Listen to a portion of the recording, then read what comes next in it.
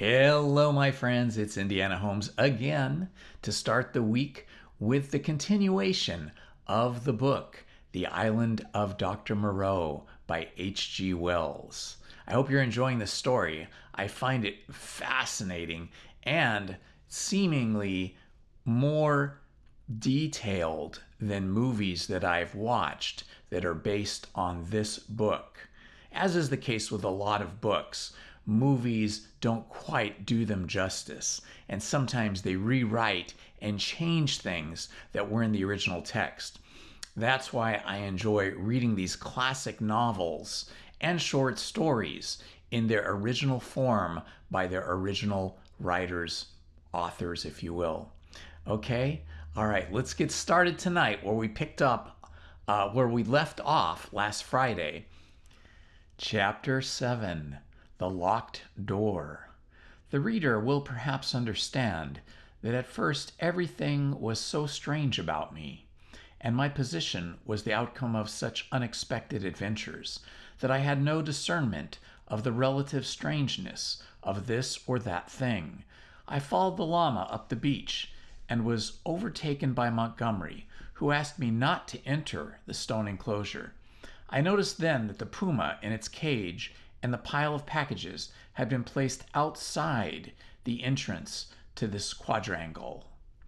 I turned and I saw that the launch had now been unloaded, run out again, and was being beached. And the white-haired man was walking towards us. He addressed Montgomery, and now comes the problem of this uninvited guest. What are we to do with him? He knows something of science, said Montgomery. I'm itching to get to work again with this new stuff, said the white-haired man, nodding towards the enclosure. His eyes grew brighter. I dare say you are, said Montgomery, in anything but a cordial tone.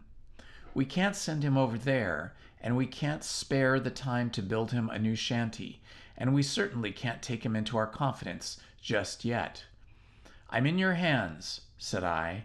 I had no idea of what he meant by over there. I've been thinking of the same things, Montgomery answered. There's my room with the outer door. That's it, said the elder man promptly, looking at Montgomery, and all three of us went towards the enclosure. I'm sorry to make a mystery, Mr. Pendrick, but you'll remember you're uninvited. Our little establishment here contains a secret or so. Is a kind of Bluebeard's chamber, in fact. Nothing very dreadful, really, to a sane man, but just now, as we don't know you... Decidedly, I said, I should be a fool to take offense at any want of confidence. He twisted his heavy mouth into a faint smile. He was one of those saturnine people who smiled with the corners of the mouth down, and bowed his acknowledgment of my compliance.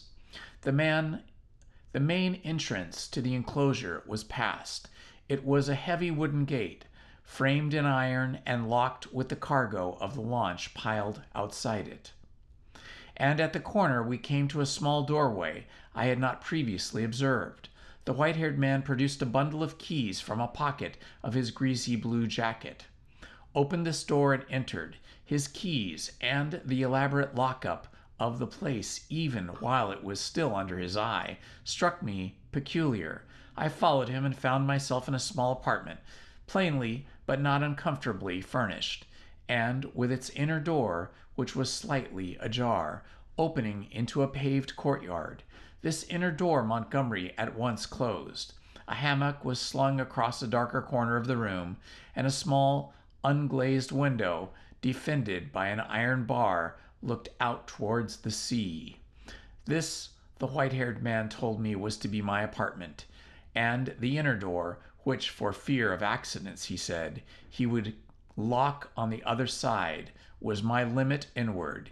He called my attention to a convenient deck chair before the window, and to an array of old books. Chiefly, I found surgical works and editions of the Latin and Greek classics, languages I cannot read with any comfort. On a shelf near the hammock, he left the room by the outer door as to avoid opening the inner one once again. "We usually have our meals in here," said Montgomery, and then, as if in doubt, went out after the other. "Moreover, Moreau, Moreau," I heard him call, and for the moment I do not think I noticed. Then, as I handed the books on the shelf, it came up in consciousness, where I had heard the name of Moreau before. I sat down before the window, took out the biscuits that still remained to me, and ate them with an excellent appetite. Moreau! Through the window I saw one of the unaccountable men in white lugging a package case along the beach. Presently the window frame hid him. Then I heard a key inserted and turned in the lock behind me. After a little while I heard through the locked door the noise of staghounds that had now been brought up from the beach. They were not barking, but sniffing and growling in a curious fashion. I could hear the rapid patter of their feet and Montgomery's voice soothing them. I was very much impressed by the elaborate secrecy of these two men regarding the contents of the place, and for some time I was thinking that and the unaccountable familiarity of the name Moreau, but so odd is the human memory that I could not then recall that well-known name in its proper connection. From that my thoughts went into the indefinable queerness of the deformed man on the beach. I never saw such a gait, such odd motions as he pulled at the box. I recalled that none of these men had spoken to me, though most of them I found looking at me at one time or another in a peculiarly furtive manner, quite unlike the frank stare of your unsophisticated savage. Indeed, they had all seemed remarkably taciturn, and when they did speak, endowed with very uncanny voices. What was wrong with them? Then I recalled the eyes of Montgomery's ungainly attendant. Just as I was thinking of him, he came in. He was now dressed in white and carried a little tray with some coffee and boiled vegetables thereon. I could hardly repress a shuddering recoil as he came, bending amiably, and placed the tray before me on the table. Then astonishment paralyzed me. Under his stringy black locks I saw his ear. It jumped upon me suddenly, close to my face. The man had pointed ears, covered with fine brown hair. "Your breakfast, sir," he said. I stared at his face without attempting to answer him. He turned and went towards the door, regarding me oddly over his shoulder. I followed him out with my eyes, and as I did so, by some odd trick of unconscious celebration, there came surging into my head the phrase, "The Moreau Hollows," was it? The Moreau? Ah! It sent my memory back 10 years. The Moreau horrors. The phrase drifted loose in my mind for a moment, and then I saw it in red lettering on a little buff-colored pamphlet, to read which made one shiver and creep. Then I remembered distinctly all about it. That long-forgotten pamphlet came back with startling vividness to my mind. I had been a mere lad then, and Moreau was, I suppose, about 50, a prominent and masterful physiologist, well known in the scientific circles for his extraordinary imagination and his brutal directness in discussion. Was this the same Moreau? He had published some very astonishing facts in connection with the transfusion of blood, and in addition was known to be doing valuable work on morbid growths. Then suddenly his career was closed. He had to leave England. A journalist obtained access to his laboratory in the capacity of a laboratory assistant, with the deliberate intention of making sensational exposures, and by the help of a shocking accident, if it was an accident, his gruesome pamphlet became notorious. On the day of its publication, a wretched dog, flayed and otherwise mutilated, escaped from Moreau's house. It was in the silly season, and a prominent editor, a cousin of the temporary laboratory assistant, appealed to the conscience of the nation. It was not the first time that such conscience has turned against the methods of research. The doctor was simply howled out of the country. It may be that he deserved to be, but I still think that the tepid support of his fellow investigators and his desertion by the great body of scientific workers was a shameful thing. Yet some of his experiments by the journalist's account were wantonly cruel. He might perhaps have purchased his social peace by abandoning his investigations, but he apparently preferred the latter, as most men would who have once fallen under the overmastering spell of research. He was unmarried and had indeed nothing but his own interests to consider. I felt convinced that this must be the same man. Everything pointed to it. It dawned upon me to what end the puma and the other animals, which had now been brought with other luggage into the enclosure behind the house, were destined. And a curious faint odor, the halitosis of something familiar, an odor that had been in the background of my consciousness hitherto, suddenly came forward into the forefront of my thoughts. It was the antiseptic odor of the dissecting room. I heard the puma growling through the wall, and one of the dogs yelped as though it had been struck. Yet surely, and especially to another scientific man, there was nothing so horrible in vivisection as to account for the secrecy, and by some odd leap in my thoughts, the pointed ears and luminous eyes of Montgomery's attendant came back again before me with the sharpest definition.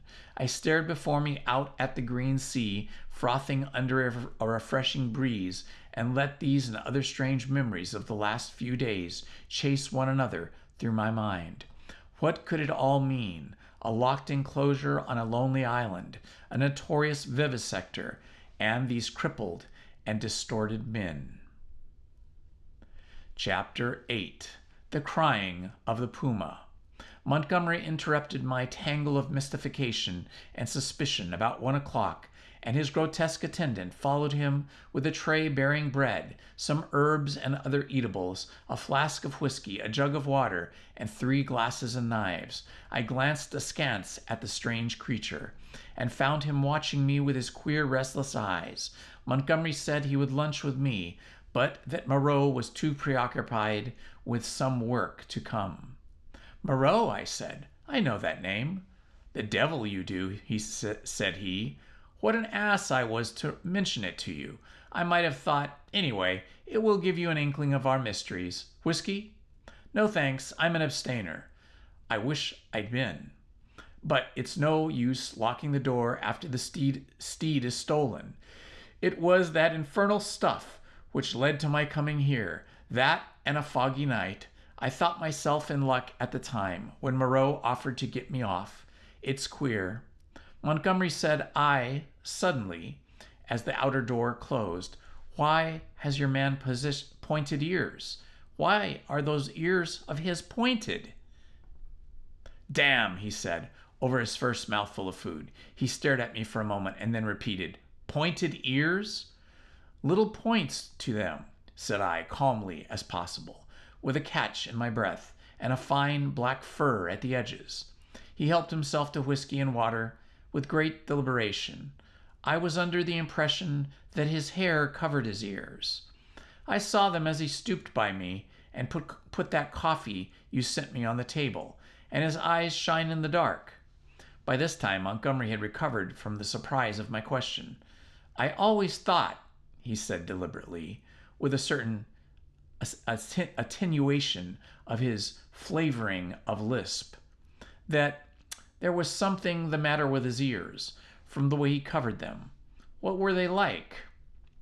I persuaded from his manner that this ignorance was pretense. Still, I could hardly tell the man that I thought him a liar. "Pointed," I said, "rather small and furry. Distinctly furry. But the whole man is one of the strangest beings I've ever set eyes on." A sharp, hoarse cry of animal pain came from the enclosure behind us. Its depth and volume testified to the puma. I saw Montgomery wince. "Yes," he said. "Where did you pick up the creature?"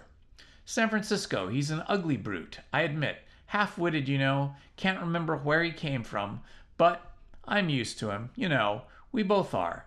How does he strike you?" "He's unnatural," I said. "There's something about him. Don't think me fanciful, but it gives me a nasty little sensation, a tightening of my muscles. When he comes near me, it's a touch of the diabolical, in fact."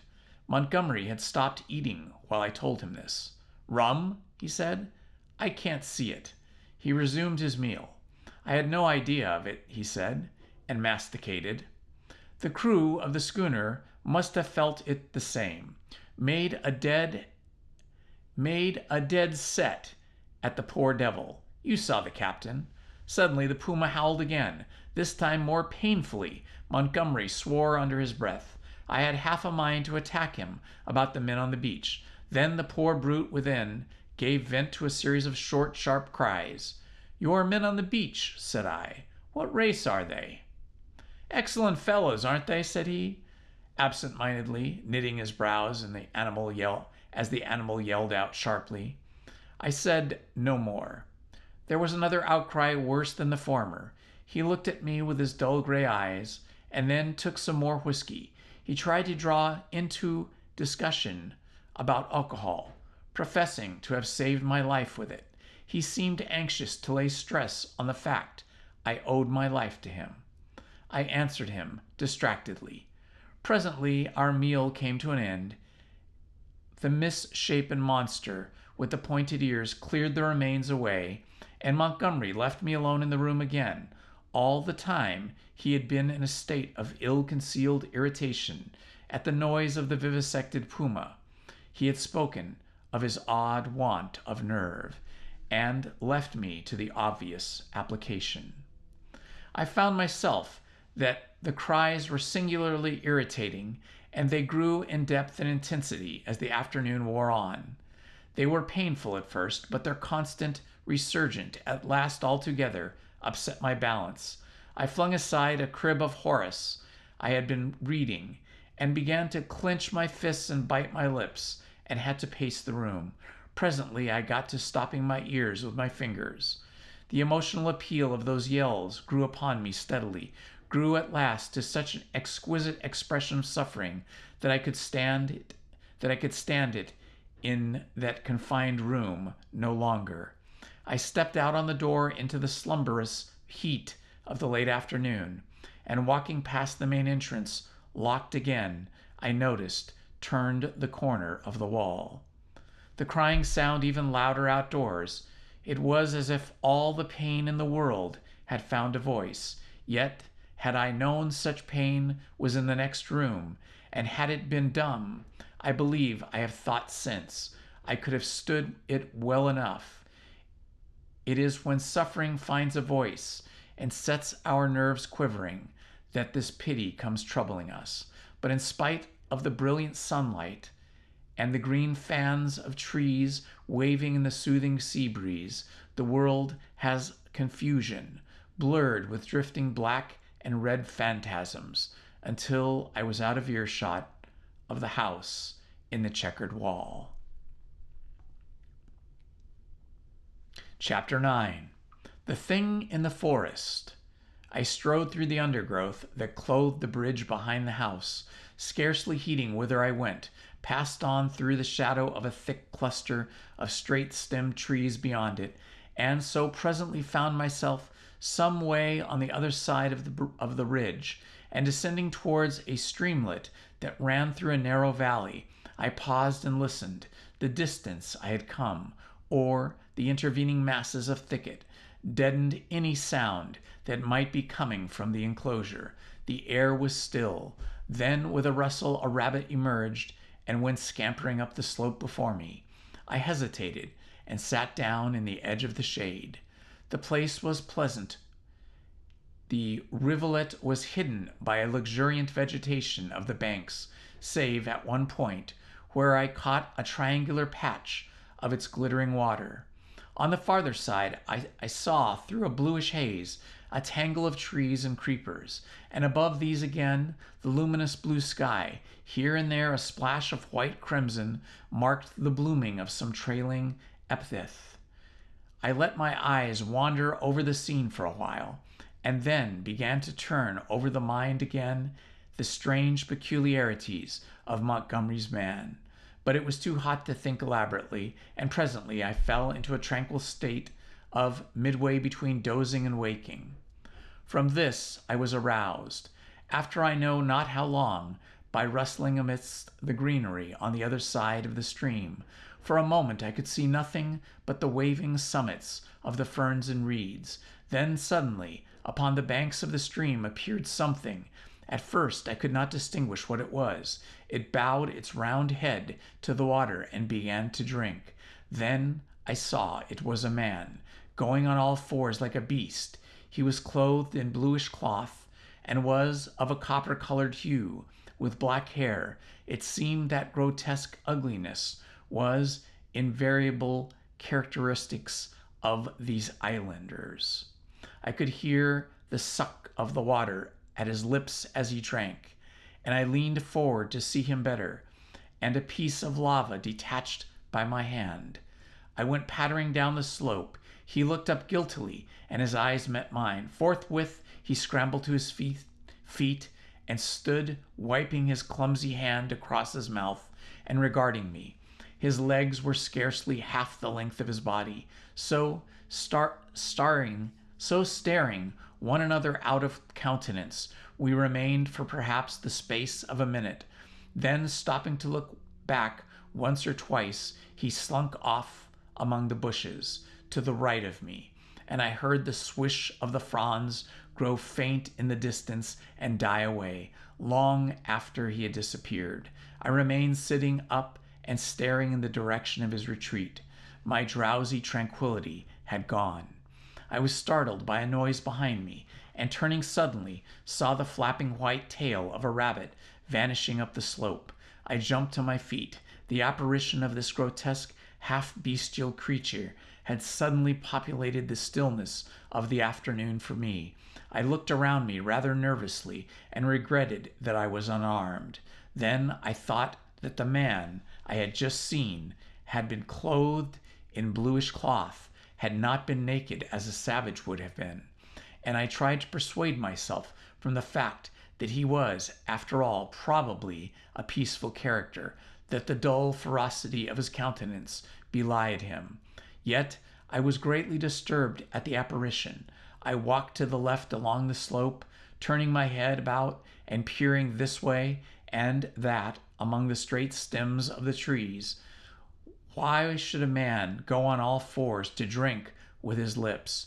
Presently I heard an animal wailing, and taking it to be the puma, I turned about and walked in the direction diametrically opposite of the sound. This led me down to the stream, across which I stepped and pushed my way up through the undergrowth beyond. I was startled by a great patch of vivid scarlet on the ground, and going up to it, I found it to be a peculiar fungus, branched and corrugated like a foliaceous lichen, but deliquescing into slime at the touch, and then in the shadow of some luxuriant ferns I had come upon an unpleasant thing, the dead body of a rabbit covered with shining flies, but still warm and with the head torn off. I stopped aghast at the sight of the scattered blood. Here at least was one visitor to the island disposed of. There were no traces of other violence about it. It looked as though it had been suddenly snatched up and killed, and as I stared at the little furry body, came the difficulty of how the thing had been done. The vague dread that had been in my mind since I had seen the inhumane face of the man at the stream grew distincter as I stood there. I began to realize the hardihood of my expedition among these unknown people. The thicket about me became altered to my imagination. Every shadow became something more than a shadow. It became an ambush. Every rustle became a threat. Invisible things seemed watching me. I resolved to go back to the enclosure on the beach.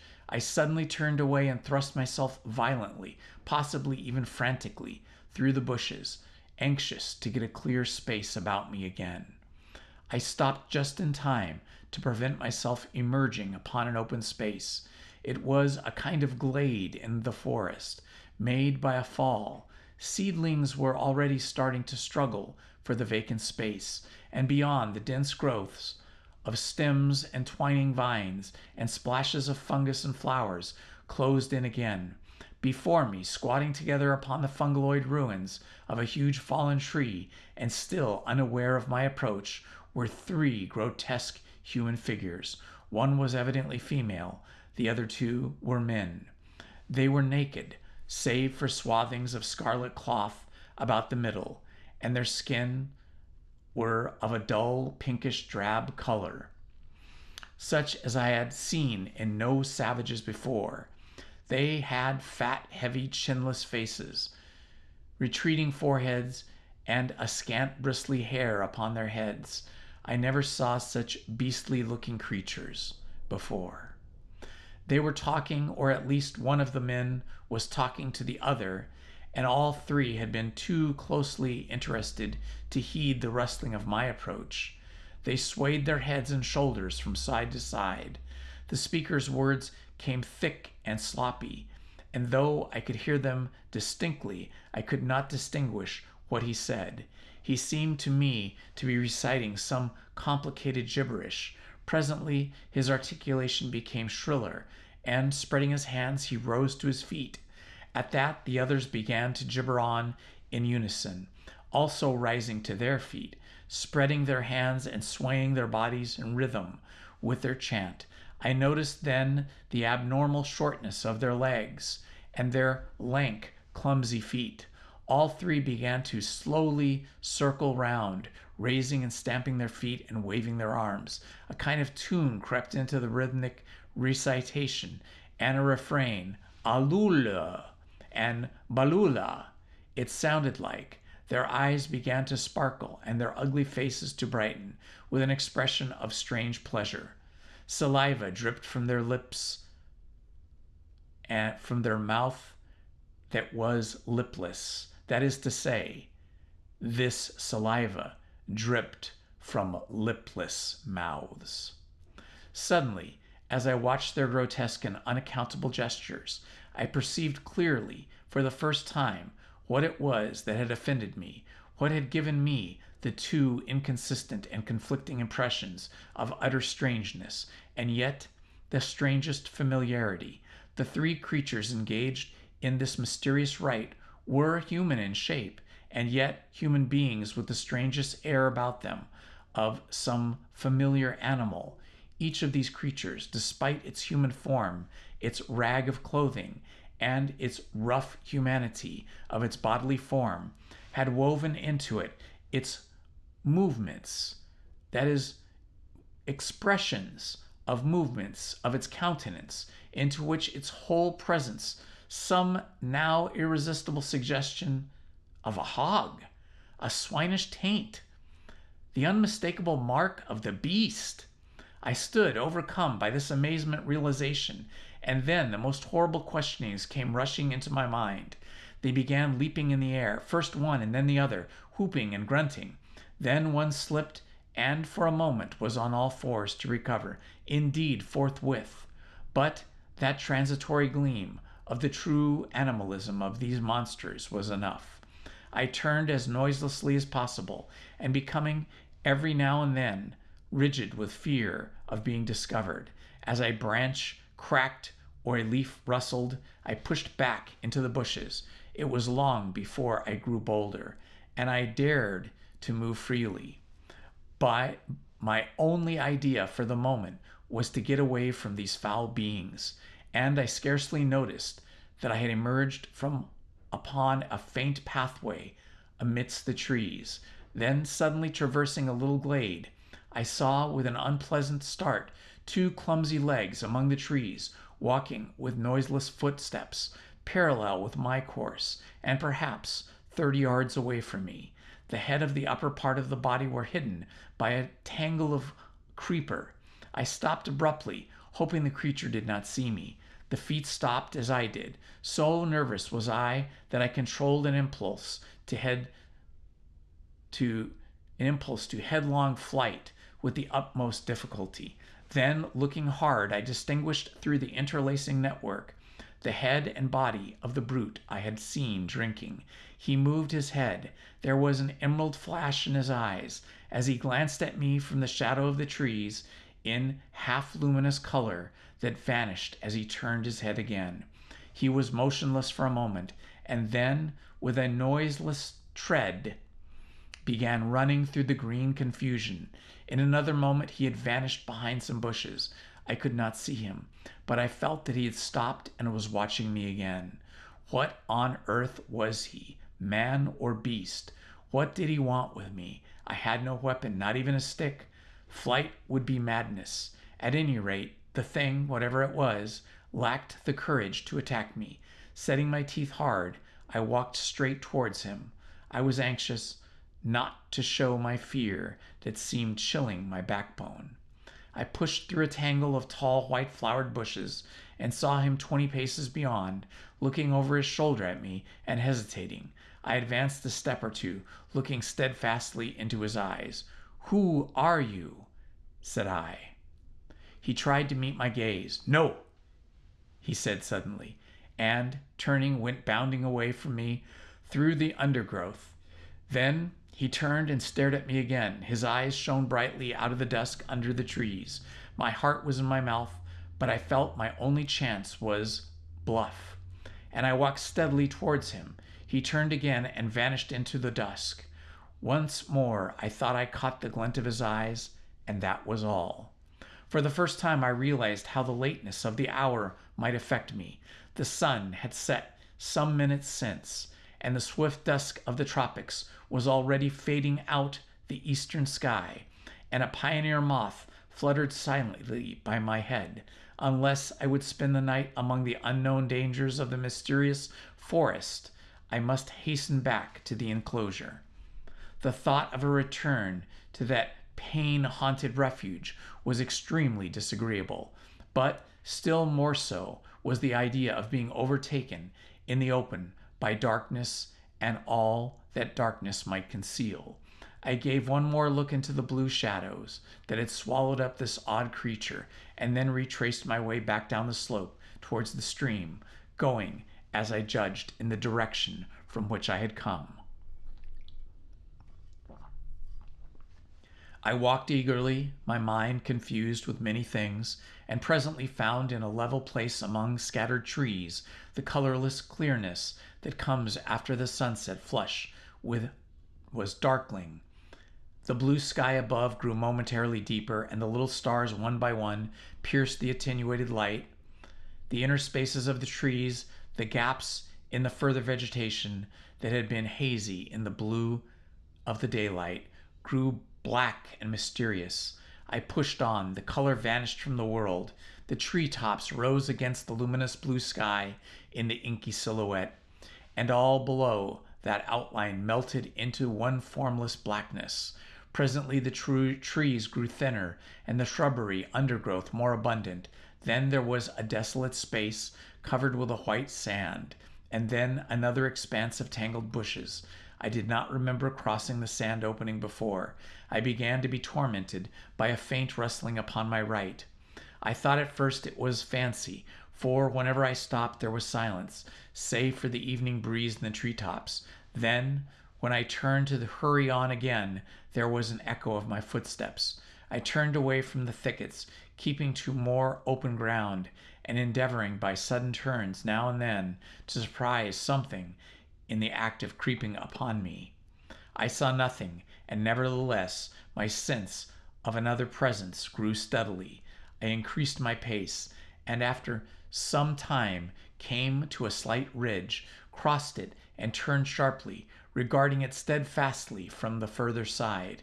It came out black and clear, cut against the darkling sky, and presently a shapeless lump heaved up momentarily against the skyline and vanished again. I felt assured now that my tawny-faced antagonist was stalking me once more, and coupled with that was another unpleasant realization, that I had lost my way. For a time I hurried on hopelessly perplexed, and pursued by that stealthy approach. Whatever it was, the thing either lacked the courage to attack me, or it was waiting to take me at some disadvantage. I kept studiously to the open. At times I would turn and listen, and presently I had half persuaded myself that my pursuer had abandoned the chase, or was a mere creation of my disordered imagination. Then I heard the sound of the sea. I quickened my footsteps almost into a run, and immediately there was a stumble in my rear. I turned suddenly and stared at the uncertain trees behind me. One black shadow seemed to leap into another. I listened, rigid, and heard nothing but the creep of the blood in my ears. I thought that my nerves were unstrung, and that my imagination was tricking me, and I turned resolutely toward the sound of the sea again. In a minute or so the trees grew thinner, and I emerged on a bare, low headland running out into the somber water. The night was calm and clear, and the reflection of the growing multitude of the stars shivered in the tranquil heaving of the sea. Some way out, the wash upon the irregular band of reef shone with a pallid light of its own. Westward I saw the zoological light mingling with the yellow brilliance of the evening star. The coast fell away from me to the east, and westward it was hidden by the shoulder of the cape. Then I recalled the fact that Moreau's beach lay to the west. A twig snapped behind me, and there was a rustle. I turned and stood facing the dark trees. I could see nothing, or else I could see too much. Every dark form in the dimness had its ominous quality, its particular suggestion of alertful watchfulness. So I stood for perhaps a minute, and then, with an eye to the trees still, turned westward to cross the headland, and as I moved, one among the lurking shadows moved to follow me.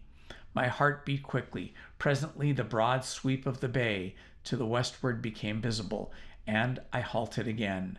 The noiseless shadow halted a dozen yards from me. A little point of light shone on the further bend of the curve, and the gray sweep of the sandy beach lay faint under the starlight. Perhaps 2 miles away was a little point of light. To get to the beach, I should have to go through the trees where the shadows lurked and down a bushy slope. I could see the thing rather more distinctly now. It was no animal, for it stood erect, and at that I opened my mouth to speak, and found a hoarse phlegm choked my voice. I tried again and shouted, "Who is there? Who is there?" There was no answer. I advanced a step. The thing did not move, only gathered itself together. My foot struck a stone that gave me an idea. Without taking my eyes off the black form before me, I stooped and picked up this lump of rock. But at my motion the thing turned abruptly, as a dog might have done, and slunk obliquely into the further darkness. Then I recalled a schoolboy expedient against big dogs, and twisted the rock into my handkerchief, and gave this a turn round the wrist. I heard a movement further off in the shadows, as if the thing was in retreat. Then suddenly my tense excitement gave way. I broke into a profuse perspiration and fell a-trembling, with my adversary routed and this weapon in my hand.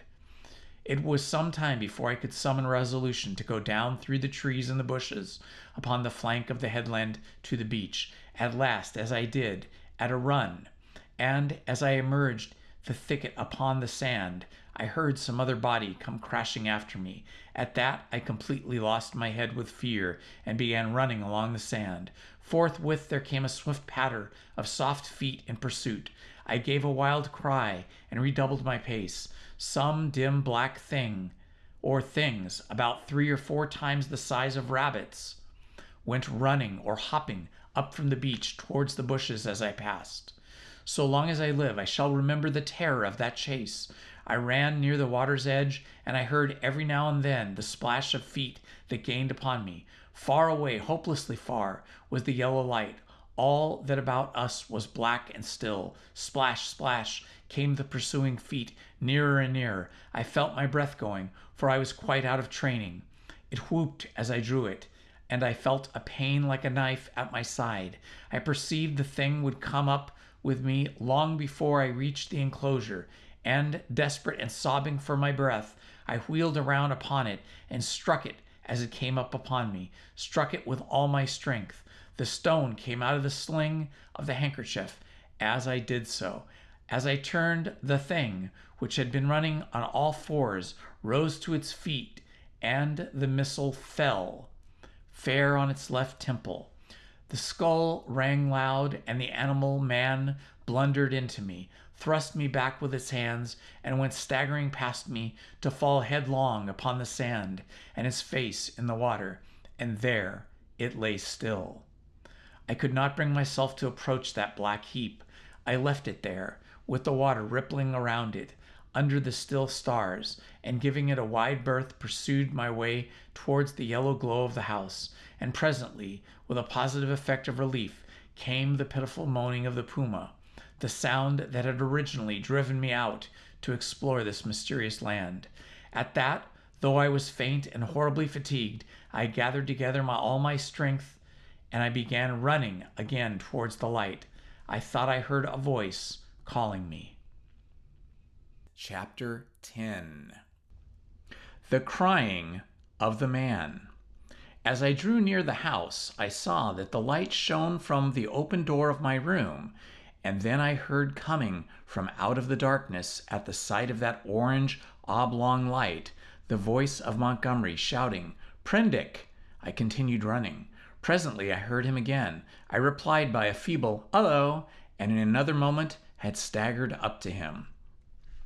"Where have you been?" said he, holding me at arm's length, so that the light from the door fell on my face. "We have both been so busy that we forgot you until about a half an hour ago." He led me into a room and sat me down on the deck chair. For a while I was blinded by the light.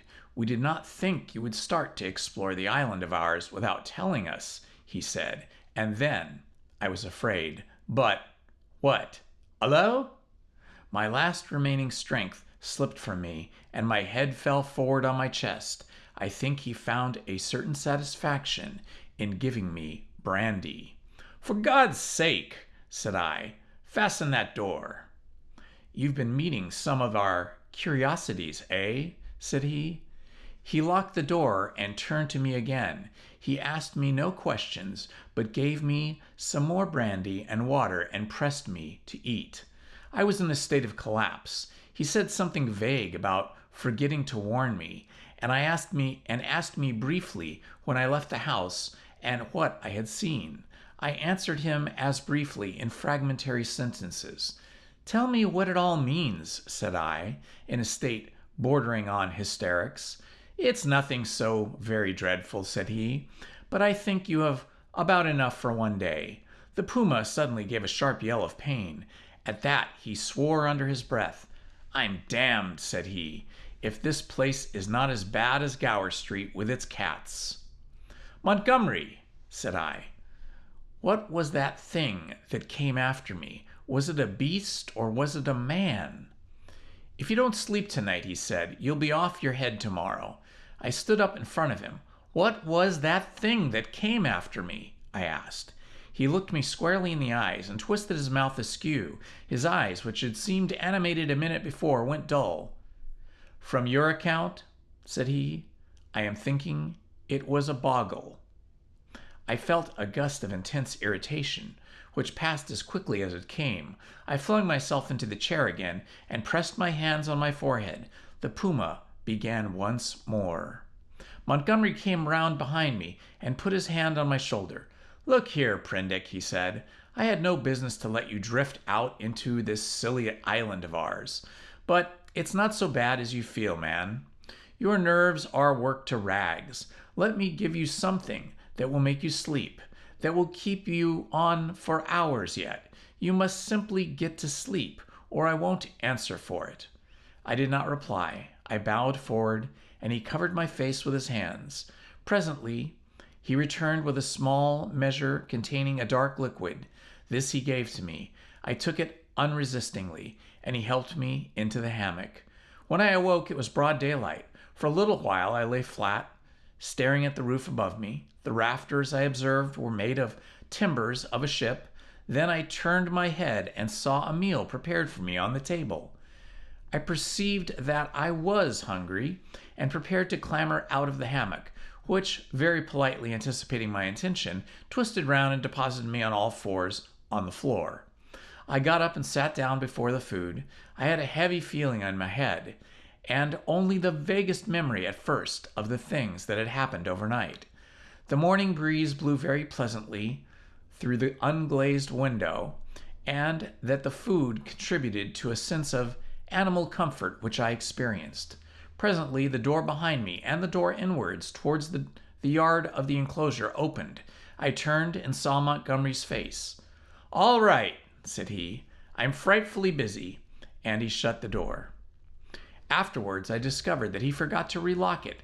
Then I recalled the expression of his face the previous night, and with that memory of all I had experienced reconstructed itself before me. Even as that fear came back to me, came a cry from within. But this time it was not the cry of a puma.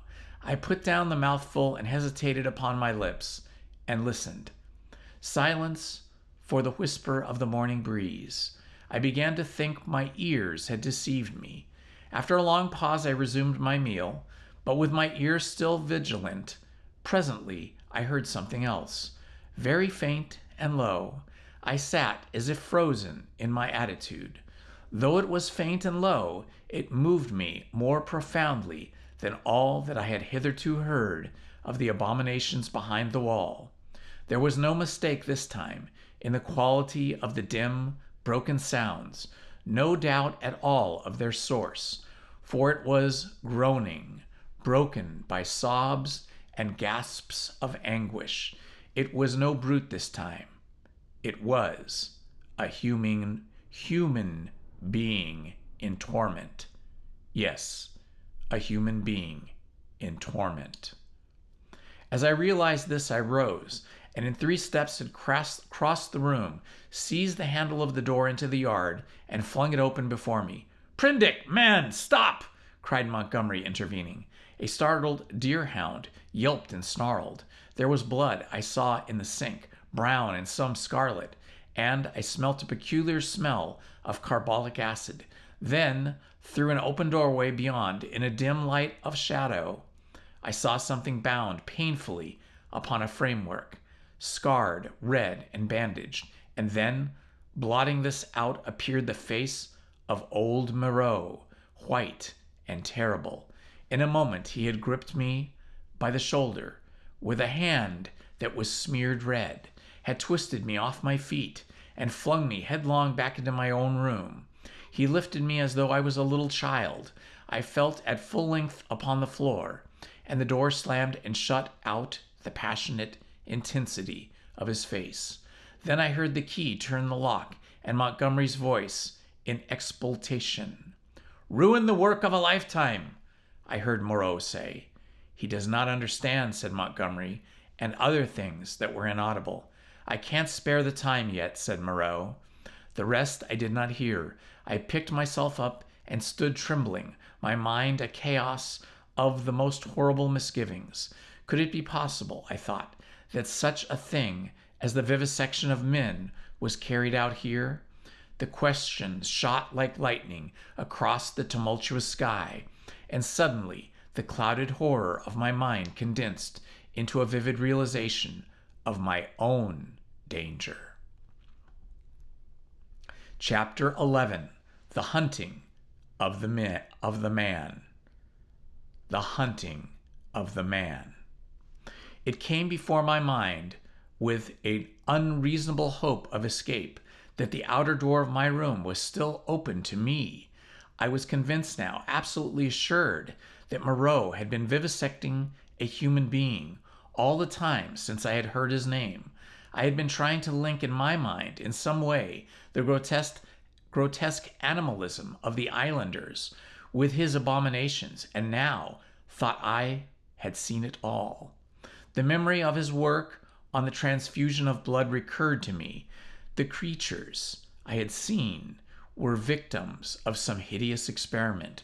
These sickening scoundrels had merely intended to keep me back, to fool me with their display of confidence, and presently to fall upon me with a fate more horrible than death, with torture, and after torture, the most hideous degradation it is possible to conceive, to send me off a lost soul, a beast, to the rest of their comus route. I looked round for some weapon. Nothing. Then, with an inspiration, I turned over the deck chair, put my foot on the side of it, and tore away the side rail. It happened that a nail came with the wood, and projecting, gave a touch of danger to an otherwise petty weapon. I heard a step outside, and incontinently flung open the door and found Montgomery within a yard of it. He meant to lock the outer door. I raised the nail and stick of mine and cut at his face, but he sprang back. I hesitated a moment, and then turned and fled round the corner of the house. "Prendick, man!" I heard his astonished cry. "Don't be a silly ass, man!" Another minute, thought I, and he would have had me locked in, and as ready as a hospital rabbit for my fate.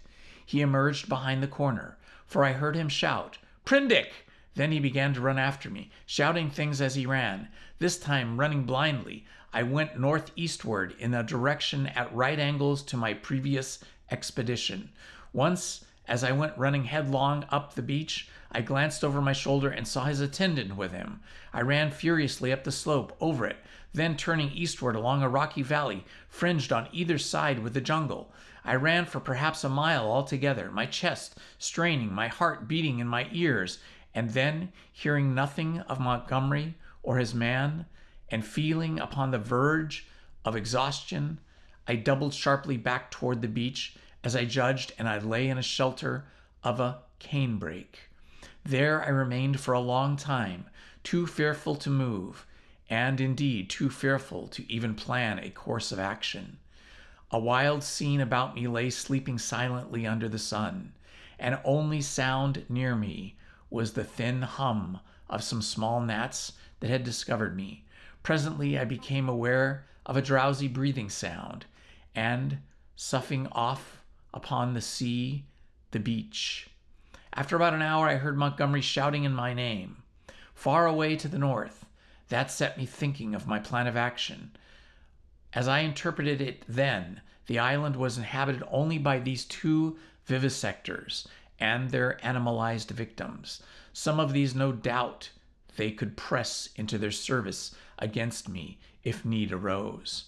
I knew both Moreau and Montgomery carried revolvers, and save for a feeble bar of deal spiked with a small nail, the merest mockery of a mace, I was unarmed. So I lay there until I began to think of food and drink, and at that thought the real hopelessness of my position came home to me. I knew no way of getting anything to eat. I was too ignorant of botany to discover any resort of root or fruit that might lie about me. I had no means of trapping a few rabbits upon the island. It grew blanker and more. I turned to the prospect over and over again in my head.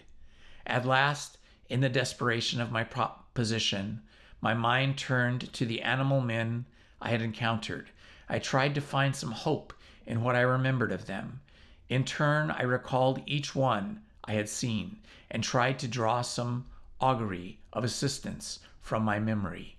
Then suddenly I heard a staghound bay, and at that I realized a new danger. I took little time to think, or they would have caught me then, but snatching up my nailed stick, rushed headlong from my hiding place towards the sound of the sea. I remember a growth of thorny plants with spines that stabbed like penknives. I emerged bleeding and with torn clothes upon the lip of a long creek opening northward.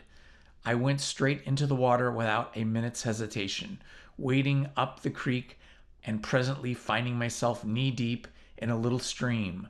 I scrambled out at the last westward bank, and with my heart beating loudly in my ears, crept into a tangle of ferns to await the issue.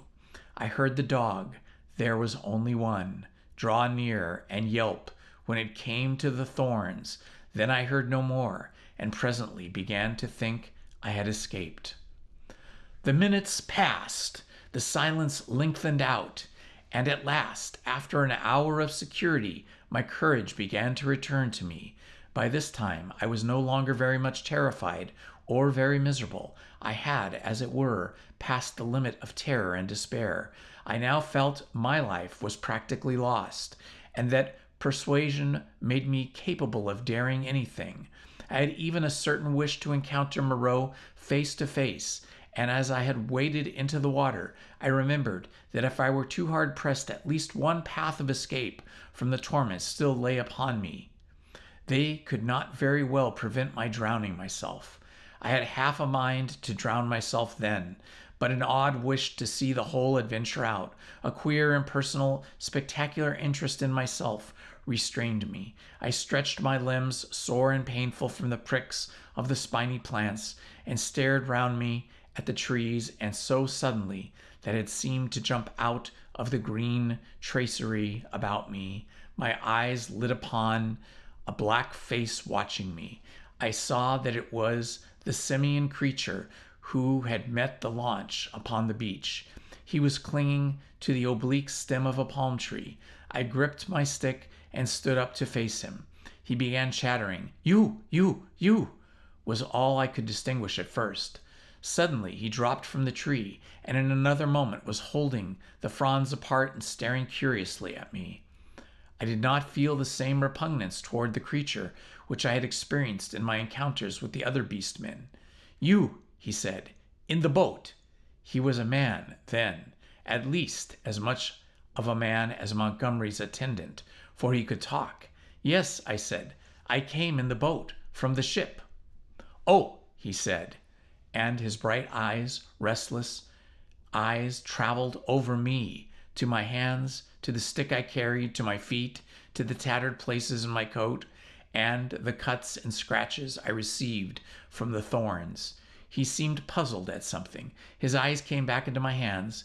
He held his own hand out and counted his digits slowly. 1, 2, 3, 4, 5. Eh? I did not grasp his meaning then. Afterwards, I was to find that a great proportion of these beastmen had malformed hands, lacking sometimes even 3 digits. But guessing this was in some way a greeting, I did the same thing by way of reply. He grinned with immense satisfaction. Then his swift roving glance went round again. He made a swift movement and vanished. The fern fronds he had stood between came swishing together. I pushed out of the break after him, and was astonished to find him swinging cheerfully by one lank arm from a rope of creepers that looped down from the foliage overhead. His back was to me. "Hello?" I said. He came back down with a twisting jump and stood facing me. "I say," said I, "where can I get something to eat?" "Eat?" he said. "Eat man's food, now." And his eye went back to the swing of ropes at the huts. "But where are the huts?" "Oh, I'm new, you know." At that he swung round and set off at a quick walk.